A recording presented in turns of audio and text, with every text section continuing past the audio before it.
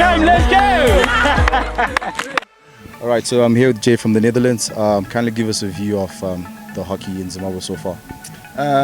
Well, I'm very impressed with the attitude of all the kids I've seen playing here on the festival now, which is all the older kids.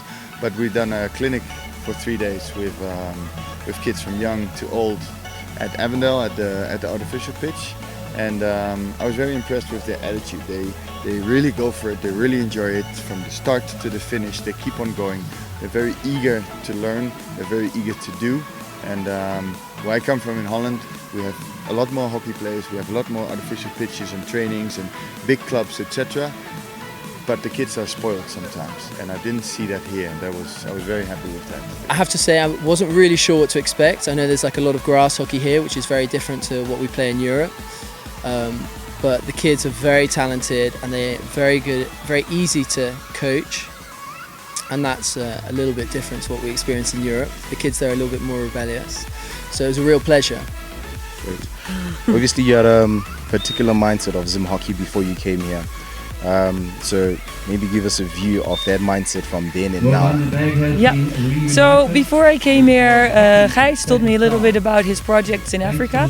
I didn't know anything about Zimbabwe, so I went into it open-minded, but I'd been to India, I'd been to South Africa, New Zealand, USA, and I didn't know if there even was a lot of hockey over in Zim, so I wasn't expecting too much of it. India doesn't have a lot of fields, so I was kind of expecting something similar. So not a lot of development yet, but a very energetic and motivated people. And I have to say I'm very impressed with the energy, but also the professionalism around the hockey that's already existing. So a lot of like teams are already playing, and there's competitions, and those kind of things are very developed, more than I actually expected there to be. Please kindly tell us how this talk came about. I was contacted by Gijs Hardeman. He's the founder of the Hockey Dreams Foundation. He's had previous experience in Zambia and then Zimbabwe, and he contacted me asking me if I wanted to join on this very special project. Okay. And of course it was a very easy decision to say yes. Great. And now Milner, who organizes this tournament, well, we stayed in touch, and he asked me if I was interested in coming here and bringing 3 other coaches to run the clinic. So I obviously said yes, because every adventure in Africa is cool. So yeah, so that's how everything happened. Obviously we have a lot of hockey players watching this video. What do you think you need to tell them in terms of how they need to develop their hockey going forward, because the season is just starting for most schools in Zimbabwe? Okay. Well, to get better, you have to be eager. That's check. You guys are eager enough. You have to have some skill. Now, most guys and girls I've seen have got skill. But you also got to be a bit curious. You know, you got to know, why do I do this? And that's something that I think here there's a lot to win. People, the players, they follow orders. So the coach says this, and they go and do it. In Holland, we ask why, and here people don't ask why; they just go and do it. And if you know why you're doing something, it helps to become a lot better. So I would say to all these guys, go ask your coach, why are we doing this? Why do we need to practice this? And then for themselves, they need to take responsibility and practice the things that they need. Yeah, it's very easy. The more you can do, the better.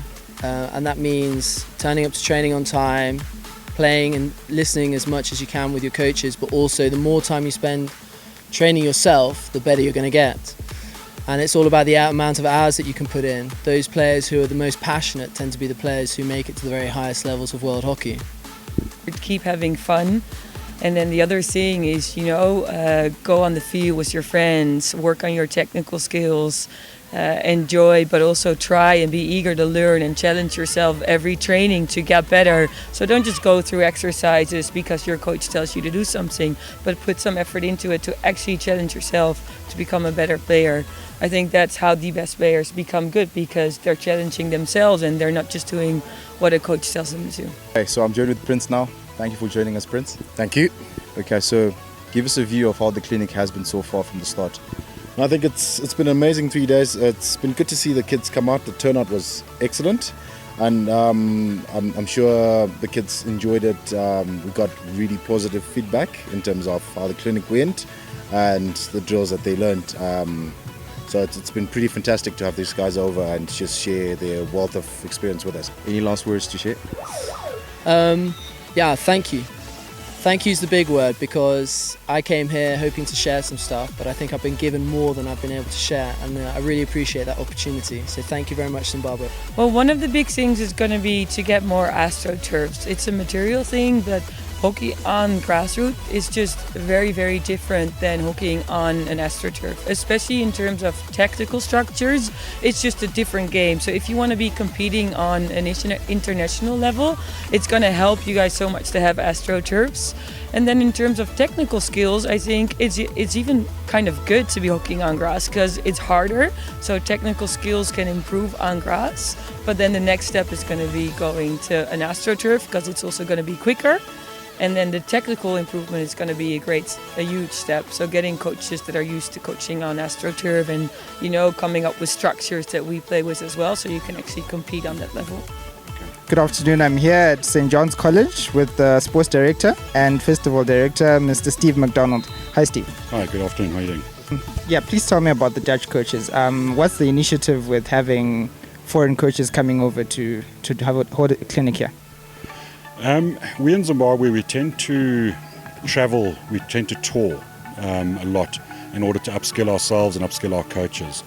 And, you know, a tour is a very expensive process, and only a limited few manage to actually ever go on tour. So we at St. John's felt that rather than trying to send 16 boys down on a tour and only 16 benefit, rather pay for some coaches to come here and help the whole school, not just 16 of them. So starting, you know, we obviously with our prep school as well, and the prep school boys have also been exposed to these coaches through the hockey clinic that we just recently held.